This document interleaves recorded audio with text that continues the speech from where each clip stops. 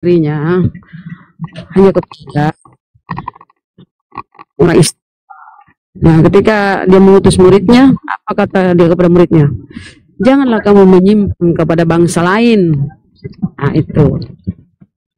Nah, kemudian yang dimateraikan di surganya yang menurut di Wahyu itu 144.000. Dan itu untuk 12 suku Israel. Jadi yang di luar Israel ini tolong berpikir lebih jernih lagi ya. Tolong baca baik-baik tuh. Di setiap pintu yang 12 ini tertulis nama ke-12 suku Israel itu. Jadi yang misalnya ada orang dari Indonesia masuk, malaikat kan setiap pintu dijaga oleh malaikat. Malaikat pasti akan ngomong begini, stop bro, stop. Lu siapa? Ini dikhususkan untuk ke-12 suku Israel ya. Nah, coba baca itu kan tertulis nama katanya itu di Wahyu ya. Tertulis ke-12 suku itu, tiap pintu tertulis nama-nama ke suku. Misalnya di pintu ini suku Benyamin ya. Kamu suku dari mana? Ya, aku di orang Indonesia sih, sukuku Batak ya apa Manado. Oh, enggak ada. Mohon maaf ya, enggak ada tertulis di sini Manado, Toraja, Tator enggak ada ya. Mohon maaf. Coba kamu ke umatnya Rasulullah. Nah, disuruh ke umatnya Rasulullah. Sampai di sana pun nggak ada dia karena dia termasuk kafir, tertolak juga ya, kasihan. Terus kemana? Saya jadi prihatin ini ya teman-teman Kristen. Coba baca baik-baik di Wahyu. Itu aja ya. Oke, lanjut.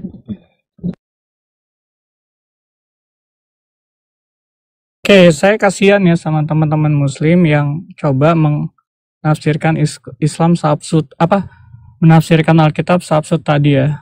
Kayak siapa tadi, Rahma ya? Kalau dia nggak takiyah gitu kan, dia tahu selanjutnya di Wahyu itu ada tulisan, ada sedemikian banyak tidak terhingga gitu. Jadi inilah saya bingung gitu, si Rahma ini punya ilmu apa sehingga dia bilang bacalah. Kalau dia baca lengkap, nggak mungkin.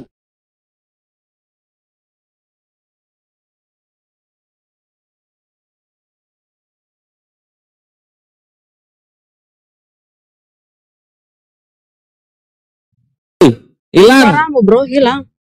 Oh, tidak, ini suara. Di mana? Petunjuk Yesus yang ada di Injil seharusnya kalian memahami secara holistik dan komprehensif. Tapi kalau kalian menyamakan Yesus dengan Isa yang ada di Al-Quran yang sama sekali ahistoris, bahkan salah sejarah ya. Ini lucunya Al-Quran ya. Jadi orangnya udah hidup 700 tahun sebelumnya, kemudian ditulis lagi kisahnya. Nah, itulah kelucuan yang luar biasa gitu loh. Yang mana? Anda diam dulu, Anda ngomong saya diam loh. Iya, di Wahyu itu baca. Masa pakai IQ kalau saya nggak bahas Al-Quran, aku bahas Wahyu. Coba aku baca Wahyu itu. Tertulis setelah itu apa? Tidak terhitung banyaknya, bukan 144.000 saja. Anda di situ sudah takiyah, sudah sesat gitu loh ya. Anda mencoba orang Kristen tuh nggak sebodoh Anda gitu loh. Kalau baca Alkitab tuh harus dilihat sampai habis. Jadi informasi-informasi yang sepotong tanpa konteks tidak itu membuktikan kebodohan Anda. Ayo buka di, silakan buka ya. Coba buka di datanya. Buka tuh, buka. Jangan nangis. Jangan nangis. Saya nggak nangis gitu. Saya ngapain penyembah batu gitu, ngapain? Mulai kerasukan jin, hantu, setan. Sabarlah kau diskusi. Muhammad aja kerasukan jin loh. Muhammad aja kesurupan loh. Berarti saya setara dong dengan Muhammad. Oh iya, makanya jangan sembarangan ngomong sama Nabi ya. Nabi Muhammad aja kesurupan. Nabi Muhammad aja kesurupan loh. Anda menghina Nabi Anda. Anda nggak tahu informasi Nabi Muhammad kesurupan. Tiang sekali, Mikir ulung. Oke, sekarang yang saya sampaikan di mana salahnya? Kalau misalnya Nabi Muhammad kesurupan setan gimana? Bu Rahma, bentar Bu Rahma, izin ya. Ini Alfi ngomong nih sama pemikir ulung nih. Di atas ini ada Pak Makalan.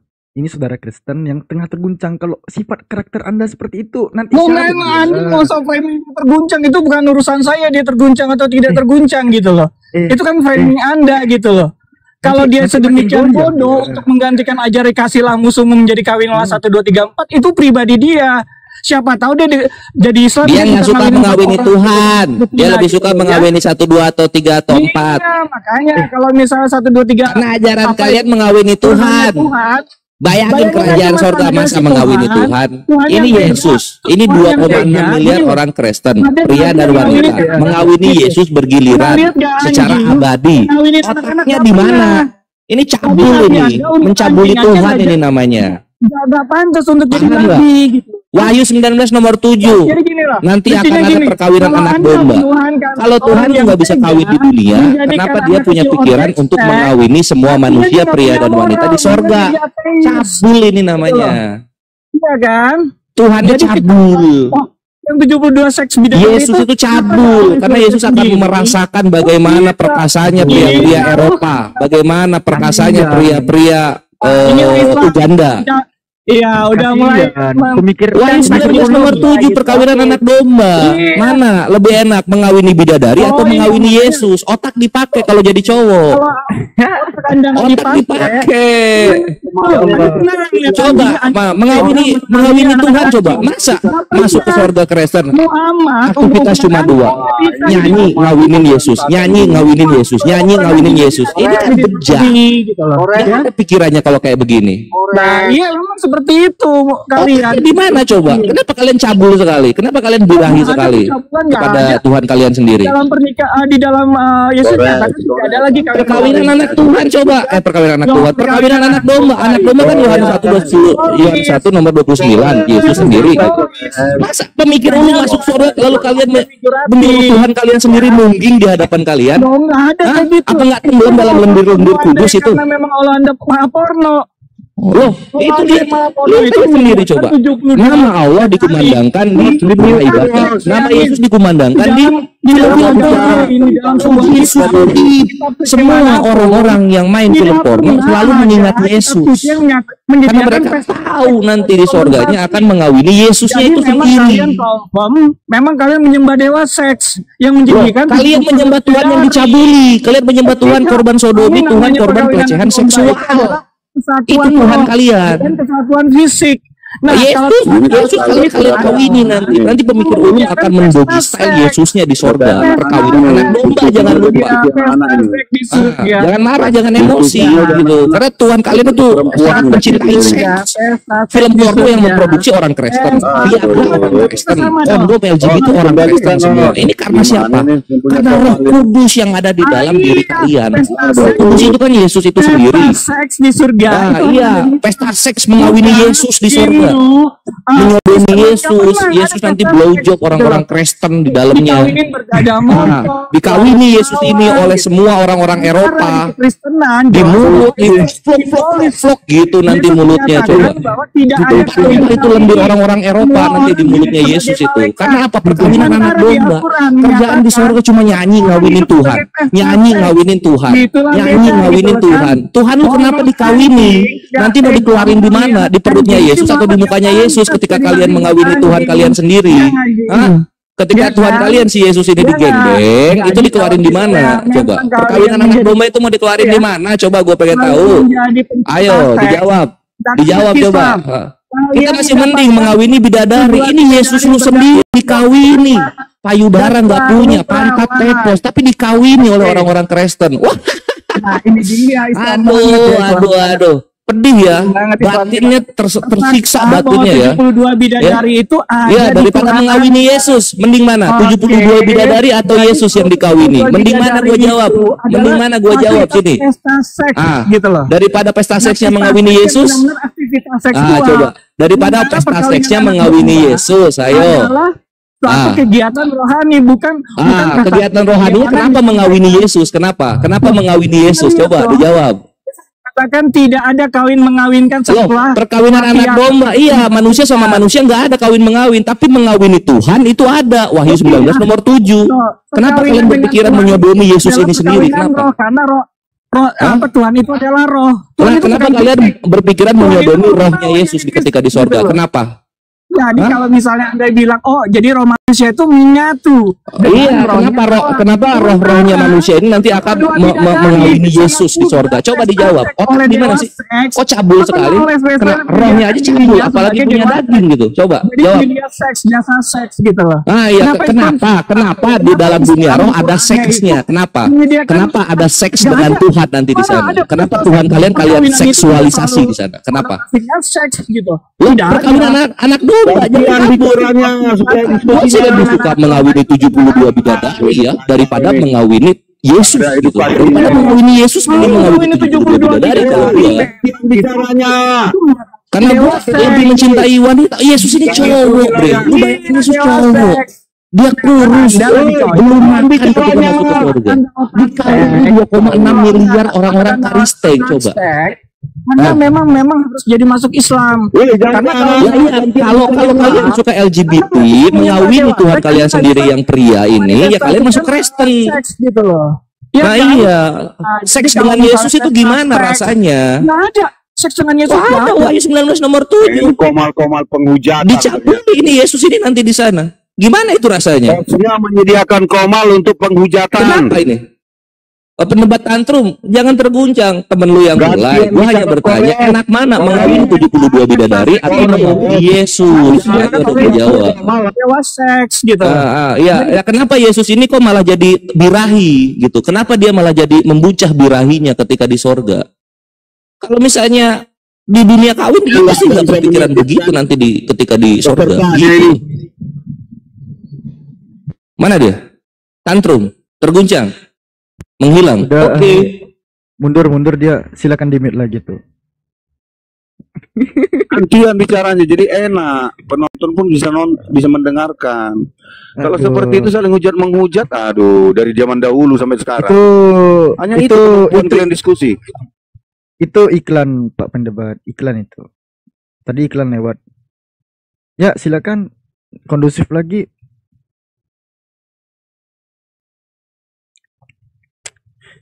Yang tadi jangan dibawa baper ya teman-teman ya. Karena semua yang disebutkan itu tertulis semua itu. Boleh tertulis, tapi memahaminya kan punya pendapat masing-masing. Saya minta teman-teman jangan baper. Bapak jangan baper juga. Yang baper siapa? Saya kan mengharapkan diskusi itu enak gitu loh. Mulai dari sekarang silahkan topiknya. Tadi Kores cuma bercanda. Itu respon, Mbak. Itu respon. Aduh, janganlah kita anggap canda seperti itu. Kita udah keluar kontrol kalau menurut saya. Lebih bercandain ya jangan mulai. Kasih tahu kawan-kawannya gitu. Udah tahu kok sini nggak bisa dipendung. Saya kan tidak membela. Dua-duanya saya anggap masih kanak-kanak. Ah ya udah. Coba sekarang dialog yang dewasa kalau gitu. Iya. Contohin Pak, gimana? Begini dia. Saya ingin coba menjelaskan ya tentang Wahyu berapa itu tadi ya. Aduh, tapi jangan yang itu lagi dong, yang lain aja. Jangan yang itu dong. Gimana sih itu artinya panas itu artinya emosi tadi. Udah oke. Enggak. Saya maksudnya mau menjelaskan secara tafsir. Tapi ya nggak apa-apa kalau nggak mau ke sana. 19. Sekarang tadi terilustrasi tentang Yesus dihinakan, Isa dimuliakan. Boleh nggak kita buka topiknya? Tuh, boleh tuh. Gimana? Boleh. Ya, sama Afi Alfi. Ini GTA kunci baik kok dia. Sama Bu ini aja Bu Rahma. Alfi moderator. Enggak usah. Kalau Rahma enggak usah. Kenapa? Enggak usah. Saya sudah kenal Rahma, sudah lama saya kenal. Ya udah sama ini nih Prahaja. Oh, kok Ginting? Memang Ginting enggak berani. Nah, udah tahu ya kan? Sama Ahi Kores juga. Kenapa? Ginting itu sudah angkat bendera putih. Lanjutkan. Ya jelas, saya nggak mau berdiskusi dengan Rahma yang namanya Rahma. Karena kau nggak bisa jawab pertanyaanku. Bisa kau jawab pertanyaanku? Nggak bisa. Nggak usah Rahma. Rahma nggak usah lah. Ustaz Alif standby Ustaz Alif. Kok Anda sangat mengharapkan kali diskusi dengan saya? Bentar Pak Ginting. Ustaz Alif monitor. Standby Ustaz Alif. Lanjut aja dulu yang lain. Bagi-bagi waktu. Silakan Bang Alfi. Bang Kores kayaknya baru maju juga. Nggak apa-apa sih. Nggak, tadi Pak Jul tadi ya Pak Jul. Yang menyatakan. Kerja. Mute lu, Bes. Siapa? Ya udahlah gua aja. Gimana jadi? Coba langsung aja. Aku lagi Begini, minta coba saya soalnya kalau saya buka mic bertanya nanti aja ya. noise. Oke. Ini lagi cabut. Saya bertanya begini. Kalau yang namanya hina itu secara fisik atau secara akhlak? Secara fisik. Fisik. Jadi orang cacat itu hina. Perampok enggak hina. Enggak, fisik perbuatan maksudnya. Nah, tadi saya akhlak, sekarang kok fisik perbuatan. Lah, kalau akhlak kan perilaku kita. Akhlak ya, perbuatan ya. Oke Iya, iya. ya. Mantap. Perbuatan. Oke, perbuatan. Orang yang bersedia menanggung penderitaan, berkorban sampai dia mati, mana yang lebih hina dengan orang yang menyelamatkan diri mengorbankan orang lain?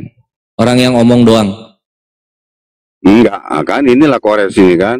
Pertanyaan saya kan jelas. Orang yang hina itu adalah orang yang berani menanggung resiko atau orang yang menyelamatkan diri mengorbankan orang lain. Orang yang hina ya, yang menyelamatkan diri. Ya. Gitu. Yang menyelamatkan diri dan mengorbankan orang lain ya. Iya. Itu hina ya. Itu hina. Ya udah. Udah itu aja pertanyaan saya, udah selesai, nggak ada yang lain. Sip, sama-sama. Thank you. Yuk, next topic. Nggak ada lagi. Ya udahlah. Kenapa bubuk?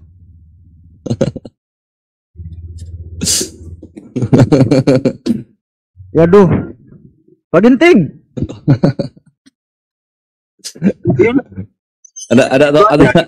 Ada topik lain? Nggak ada. Udah. Turun berarti sekarang. Ntar kalau sama Alfi Sekarang kan sudah bertanya, sekarang giliran ditanya. Oh gitu, oke. Oh yaudah. Sekarang, oke. Silakan. Tanya lah. Oke, gini. Ginting, ini gue kasih analogi. Apakah ini cara yang baik untuk melunasi hutang orang lain kepada kita atau enggak? Jadi gini, Perah Istar punya utang 1 miliar kepada pendebat tangguh. Gitu.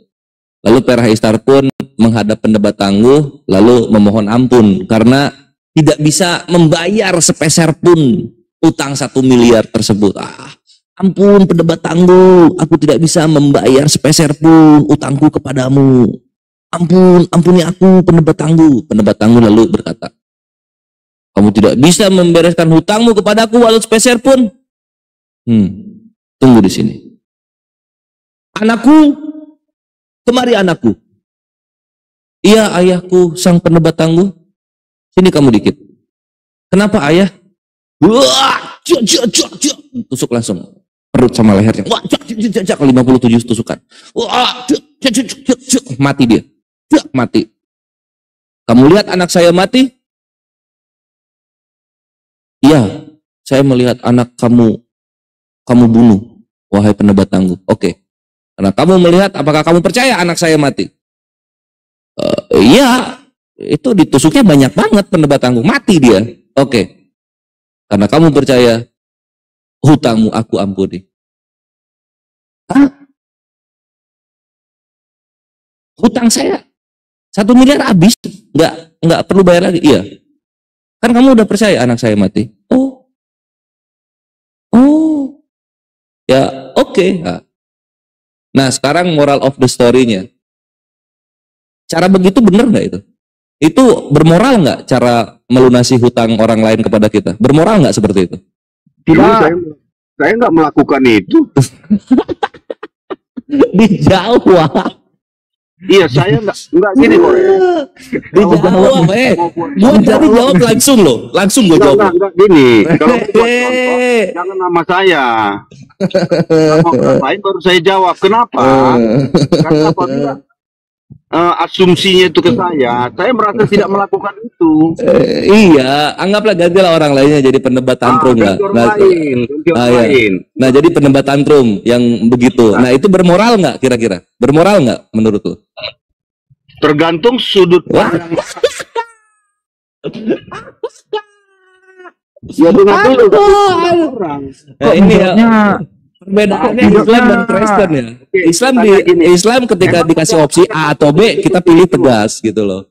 Ini Kristen ini nih Contohnya apa? Apa?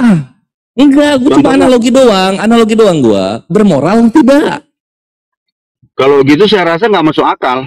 Nggak masuk akal ya. Yang seperti itu nggak masuk akal ya. Masuk akal. Oke, thank you. Sip. Orang utang 1 miliar kok anaknya dibunuh. Nggak logika lah. Ini apanya ini? Ilustrasinya nggak logika menurut saya. Mantap, bagus.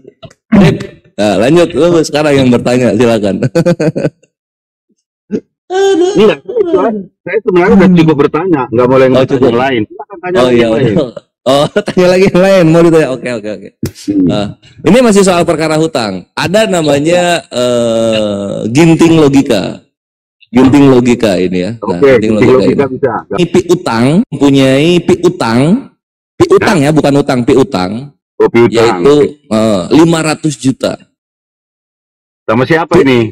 Nah, sama Kores ya. Kores ini punya utang ke Ginting 500 juta. Ginting sebagai yang piutangnya. Nah, kemudian Kores pun menghadap Ginting. Ginting, aku tidak bisa membayar sepeser pun. Mohon maaf. Maafkan aku Ginting. Kan gitu. Terus Ginting bilang gini, tidak bisa. Kamu harus melunasi hutangmu 500 juta itu. Kalau tidak kamu binasa. Kamu lenyap selamanya. Itu kata Ginting logika. Lalu kemudian di tengah dialog yang panas tersebut antara yang berhutang dengan yang memberikan hutang, datang nih salah seorang. Namanya itu Yeska.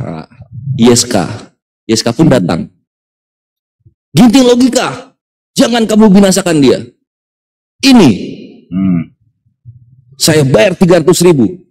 Dan 300.000 ini mata uang yang sama dan kamu harus melunaskan hutangnya orang yang 500 juta ini. Kan gitu tuh. Pertanyaannya gue, ini YSK ini punya otak nggak? Hutang 500 juta dibayar pakai 300.000. Coba silakan dijawab. Wah, itu berarti nggak nyambung ceritanya. Nggak nyambung ya? Nyambung ceritanya. Karena masa kan utang 500 juta dibayar 300.000. Mantap. Gak nyambung. Siap. Thank you. Ada Bang Andi di bawah, tolong naikin. Naikin dong, Kores. Kalau Alfi misalnya disalib nih, dalam waktu seminggu mati nggak kira-kira? Oh, disalib. Kita cerita disalib. Oh enggak, ini udah beda topik. Kira-kira bisa iya bisa enggak. Tapi kalau misalnya seminggu kebanyakan orang pasti udah meninggal itu. Sebelum itu udah meninggal. Dia nanya ke gua, Ginting. Dia nanya ke gua. Sabar. Alfi nanya ke Bang Kores. Kan yang dicolok itu yang di noise Pak Ginting. Ginting HP-nya jangan ditaruh di persneling, ikut goyang. Iya. Kan yang ditusuk cuma ini ya, kaki sama telapak tangan ya. Gimana tuh bisa mati dalam seminggu? Ya kalau nggak dikasih makan, dijemur di matahari ya manusia asin jadinya.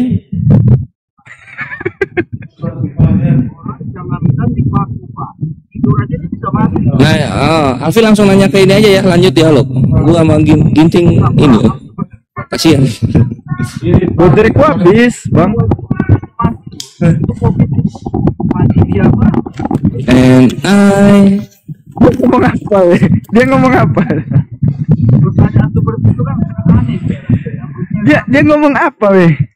Enggak jelas. Mengherankan cara mati. Keluar dulu, Pak Ginting keluar dari sumur dulu tuh. Gimana? Suaranya nggak dengar Pak Ginting. Oh, suaranya nggak dengar ya? Ini bagus. Gini kayak bagus gitu. Dari mana HP-nya tadi tuh? Waduh. Nah, gini. Heran ketika ada orang mempertanyakan tentang kematian ya. Saya bilang orang tidur aja bisa mati loh. Apalagi dipaku, ya kan? Digantung pada sebuah tiang. Bisa aja mati, ditusuk lagi perutnya, ya matilah, bisa.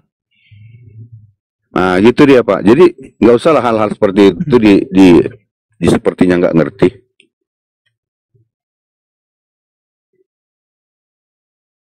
Assalamualaikum, Mas Arif. Waalaikumsalam warahmatullahi wabarakatuh. Wah, dari tadi. Ini Ginting, gue nanya dikit ya, Oke, apa ya? Yesus itu kan disalib ya, kita langsung aja deh. Nah, memang Yesus ini menggantikan siapa? Memang siapa yang seharusnya disalib oleh Roma pada saat itu? Ini berdasarkan fakta yang ada ya, dalil yang ada ya, tertulis ya. Saya baca di dalam Yohanes 10 ayat 33, dia disalib karena dia menyatakan dirinya adalah Tuhan. Itu tuduhan mereka, tuduhan orang-orang Yahudi. Makanya dikatakan, kami ingin membunuhmu atau apalah hasilnya kan. Bukan karena kebenaranmu, melainkan karena kau yang hanya sebagai manusia saja menyamakan dirimu dengan Tuhan. Makanya dia dianggap penghujat. Oleh itu layak dihukum secara kejam gitu loh.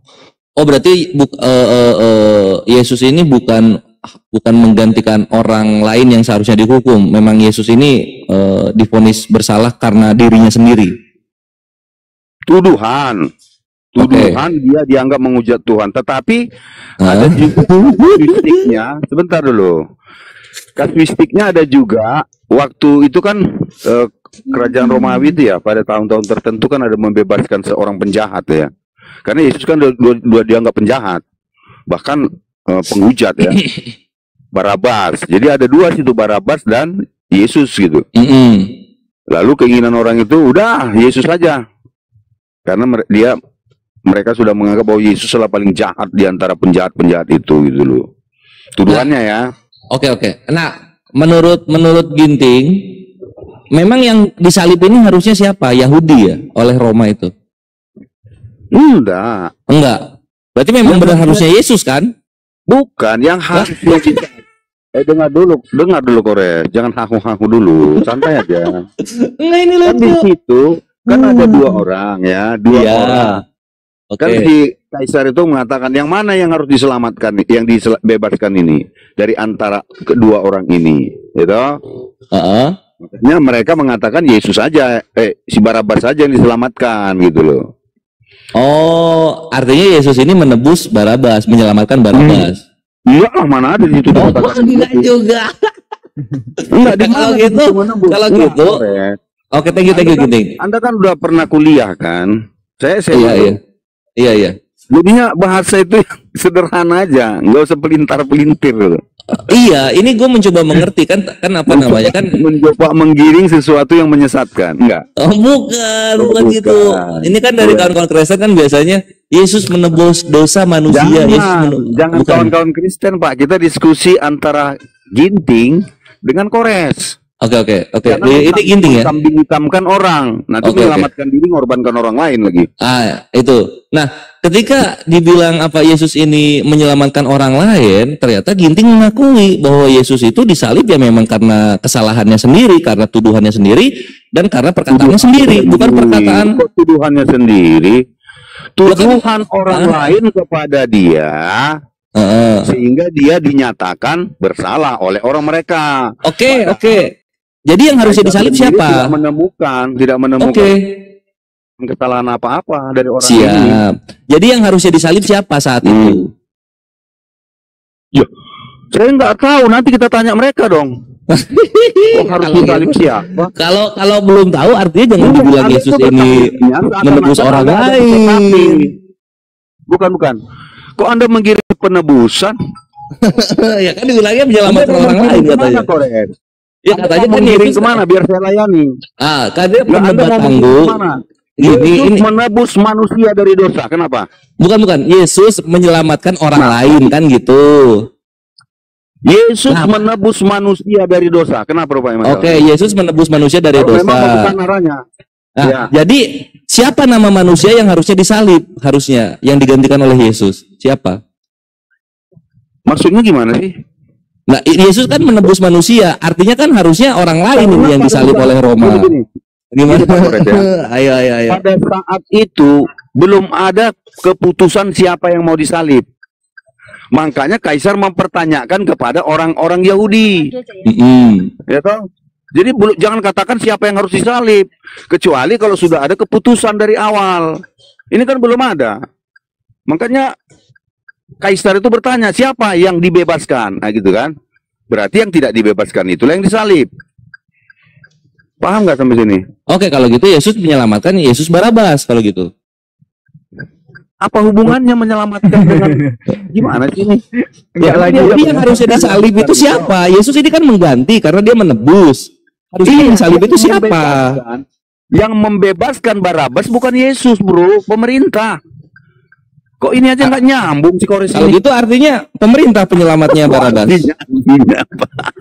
Yang membebaskan Barabas bukan Yesus, tapi pemerintah Romawi. Lah kalau gitu Yesus ini disalib menggantikan siapa? Tidak menggantikan siapa-siapa. Kalau gitu jangan dibilang Yesus menyelamatkan orang-orang dong, karena memang Yesus ini harus disalib karena dirinya sendiri. Kores. Dia harus selamat datang di kebenaran. Dan lanjut aja sama yang lain lah. Selamat datanglah di kebodohan ini Kores. Nggak sampai. Logikanya nggak sampai. Logika Anda yang nggak sampai memang. Kalau logika Anda nggak sampai, jangan salahkan kami, Bu. Bunda Rahma atau Akhi Afik lanjut ya. Aku nggak tega sama gitu.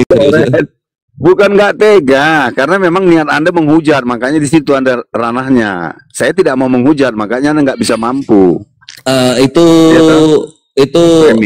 agak sedikit salah gitu. Gue kalau ngelawan yang menghujat, nah baru gue seneng gitu. Kalau makanya lu orang baik gini. Terbongkar. Lu orang baik. Senang terhadap penghujat, karena Anda karakternya penghujat, bener nggak? Karakternya mengcounter penghujat kalau gue. Nah, bukan. Ya counter penghujat kan penghujat juga. Buktinya Anda juga gimana caranya penghujat ini bisa jerak kalau misalnya nggak dibahas lagi dengan counter hujatan kan gitu? Iya, Anda juga penghujat kan? Sebenarnya penghujat didiamkan kan lama-lama capek. Lah kalau lama-lama kelamaan gitu loh. Iya nggak? Kalau lama-lama kelamaan Ginting. Kita punya cepet-cepet aja. Kayak tadi kan mau menghujat gitu. Itu kalau nggak gue masuk itu bisa 2 jam sejam di sini. Makanya gue masuk kan langsung. Aku tobat menghujat karena ada yang lebih jahat perkataannya daripada aku gitu dia. Kena asma. Gitu. Nah, tapi lu jangan ini dong, harus konsisten. Kalau dialog, jangan berhenti. Sama Ginting enak kok. Lanjut. Abis bodrekku Bang Kores. Enggak, dia udah ngaku gitu. Yesus itu disalibin karena dirinya sendiri, bukan karena siapa-siapa. Ya udah nih. Dia disalib karena dituduh menghujat Tuhan. Dituduh menghujat Tuhan, tapi dia tidak menghujat. Gimana? Tapi yang sebenarnya Yesus itu tidak menghujat menurut Ginting. Tidak, karena dia bagi saya. Nah, kalau Yesus itu sebenarnya tidak menghujat, artinya siapa yang harusnya disalib oleh orang Roma ini? Loh, pertanyaannya kok nggak nyambung, Res? Saya bilang kan itu masalah siapa yang harus disalib kan tidak ada konteksnya. Loh, Yesus matinya disalib nggak? Maksudnya gini. Penyaliban ini menembus dosa manusia enggak? Apa? Penyaliban ini menembus dosa manusia enggak? Menebus dosa manusia. Anda pernah baca Bible nggak? Anda pernah baca Bible nggak? Iya itu salib itu Galatia 3:13. Anda pernah baca Bible nggak? Sering. Coba tunjukkan satu kata aja penebusan dosa di mana? Ini di Galatia 3:13 coba ya. Coba bacakan. Menebus dosa ya. Ingat ya kalimat narasinya itu ya. Jangan Anda pelintir ya. Ya. Nah, coba baca. Kristus telah menebus kita dari kutuk hukum Taurat. Menebus kutuk dari hukum Taurat. Kita, bukan menebus dosa, bro. Oke. Nah, ini boleh. Ini masalahnya Pak Kores. Anda suka kali memelintir, akhirnya maknanya berbeda dan kejam. Ya udah. Gua mengosongkan diri ini. Ini menebus kita. Kores salah. Menebus kita. Nah, ini kan ini menebus kita. Jadi siapa kita ini yang harus disalib oleh Roma? Siapa itu? Kok kita yang harus disalib? Kan menebus kita. Menebus kita Iya, ini. menebus kita konteksnya bukan di kayu salib. Loh, terus kenapa Yesusnya malah mati di kayu salib? Karena ada acara pelepasan satu orang penjahat. Ah, kalau gitu penjahat ini siapa namanya? Barabas. Ah, kalau gitu Yesus menebus Barabas dari kutuk hukum Taurat. Yang membebaskan Barabas itu Kaisar Roma. Aduh, kores. Ditebusnya sama siapa ditebusnya? Ditebusnya sama siapa? Kalau Anda nggak ngerti maknanya, jangan Bukan. dipaksakan. Penggantinya Itu Barabas teologi. di kayu Ada salib siapa? teologi. Pada saat Ini itu gimana? ada sebuah ketentuan di kerajaan Romawi yang katanya 1 tahun sekali membebaskan salah satu orang. Oke. Nah, di dalam kasus itu ada 2 orang yang dianggap penjahat besar. Siap. Tuduhan mereka, satu, Yesus dituduh Oke. penjahat besar karena menghujat Tuhan, ya. Ya. Barabas juga dianggap penjahat karena mungkin apalah kejahatan merampok atau apa dan sebagainya. Ya toh? Oke. Siap. Kemudian di situ ada sebuah tradisi kerajaan Romawi, ya, Ya. untuk membebaskan salah seorang, ya, dari penjahat-penjahat itu.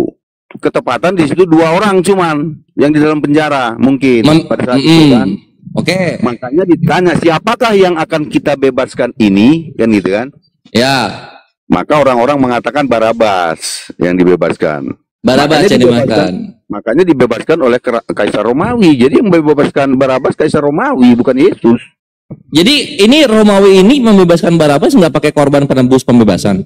Nggak ada ceritanya. Coba Anda baca. Ada nggak? Oh, Romawi bisa begitu nggak pakai korban bebasin orang? Mana ada? Nggak ada korban, itu hanya pilihan siapa yang dibebaskan. Bukan siapa yang dibebaskan kemudian siapa korbannya. Kayak di polisi Sumatera Utara aja Anda pun. Loh, wah parah. Membebaskan harus ada korban. Ini susah ini. Loh, jadi ya terus Yesus disalib buat apa dong kalau bukan jadi korban dia? Aduh, makanya narasi awal aja nggak ngerti. Lah Yesus ini disalib ini korban kan? Atas permintaan orang-orang yang ada pada saat itu, orang-orang Yahudi, salibkan dia kan gitu. Nah, berarti orang Yahudi meminta disalibkan Yesus itu untuk menebus siapa? Karena dia dituduh menghujat Tuhan, maka dia diperintahkan dibunuh dengan cara disalib. Oke, kalau gitu, kalau gitu Yesus ini mati karena tuduhan, bukan karena misi penyelamatan. Iyalah, karena memang tuduhan. Oke, siap, thank you. Oke, siap. Ya. Mau menyelamatkan siapa dia? Katanya manusia katanya. Ya iya, karena dia Tuhan. Enggak dibilang. Enggak, dengar dulu Kores, makanya aduh gimana sih ini, katanya udah pernah kuliah tapi dia adalah penyelamat manusia, tapi tidak ada hubungan dengan salib-saliban. Oh, penyelamatan itu nggak ada hubungannya dengan penyaliban. Yang saya pahami ya. Oh gitu. Itu ada karakter lain nggak yang bisa naikin? Kalau Anda katakan itu ada, coba jelaskan secara narasi. Ya karena kematiannya di kayu salib kan gitu. Nah, gimana? Emang ada dia bilang salibkanlah aku supaya kalian saya tebus gitu, enggak? Ada enggak? Enggak ada kalau kayak gitu enggak ada. Jadi kok Kores enggak bisa cerdas dalam hal itu? Oh iya, berarti salah ya. Jadi penyaliban itu apa saya dong? tidak menyalahkan siapapun, cuman saya hanya menyampaikan apa yang saya pahami. Artinya misi penyelamatan dengan penyaliban tidak ada hubungannya, kan gitu ya? Paham nggak? Iya itu kan yang dibilang Ginting kan? Ada 2 hal. Nah, aduh, ini. Sebentar. Kayak gua. Sebentar dulu biar saya sampaikan. Makanya dengarkan dulu ya. Ada 2 hal yang saya pahami tentang kematian Yesus ya. Oke. 1, karena dia dituduh menghujat itu ya. Kemudian 2, sesuai dengan Matius 5 ayat 17 ya toh, untuk menggenapi apa yang tertulis dalam kitab para nabi. Untuk menggenapi, oke. Nah dari 2 itu nggak ada misi penyelamatannya ya? Saya mau ke sana, bro. Oh, mau ke sana.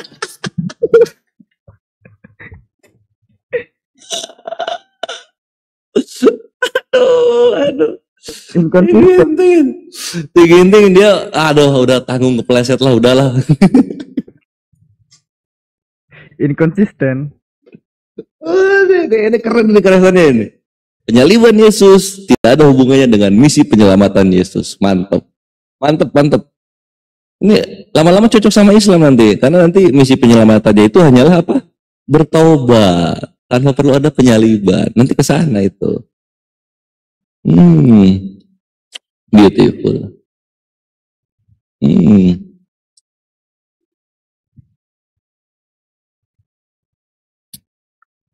Jadi gitu Ikhwan ya, ini amunisi dari Kores ya, ini amunisi dari Kores. Kalau dialog TikTok satset tanyakan gitu. Kalau mereka tanyakan yang diserupakan, tanyakan kepada mereka. Waalaikumsalam warahmatullahi wabarakatuh. Tanyakan kepada mereka. Oke. Kalau gitu Yesus ini harusnya menggantikan siapa di kayu salib kepada orang Roma. Nah, gitu. Nanti dibikin-bikin lah putar-putar bahasanya di situ. Pokoknya Yesus menggantikan siapa di kayu salib kayak gitu. Ini misalnya mereka bilang, ya mereka menggantikan umat manusia. Oh, jadi orang Roma itu harusnya menyalib semua manusia di bumi.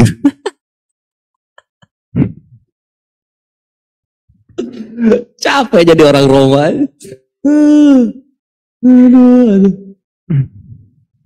Pak Ginting.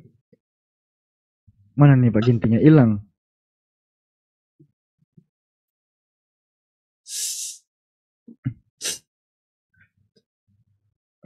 Pak Ginting.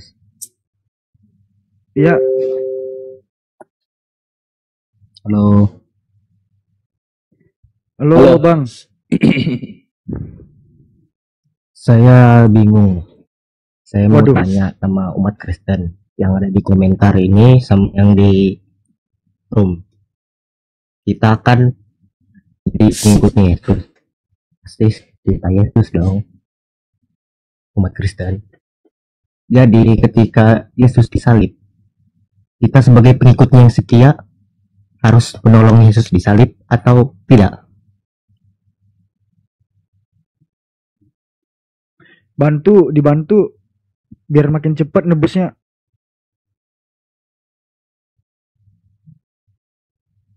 Dibantu. Iya. Katanya cinta. Kok dibantu? Ya kan untuk ditebus. Iya. Kan dibantu. Berarti otomatis membantu bunuh dong Yesus itu sendiri. Oh, jelas. Kan yang penting ditebus. Ditebus. Iya. Kan ada ajaran nih dilarang Yang membunuh. penting ditebus, maksudnya apa ini yang penting ditebus? Yang penting ditebus kan? Enggak, yang penting ditebus itu maksudnya apa? Enggak ngerti aku. Tapi ditebus dari kutuk hukum Torah tadi. Maksud saya gini bro, kalau kita membaca itu yang clear gitu loh. Jangan sepotong-sepotong, sepatah-sepatah. Makanya nggak ketemu poinnya.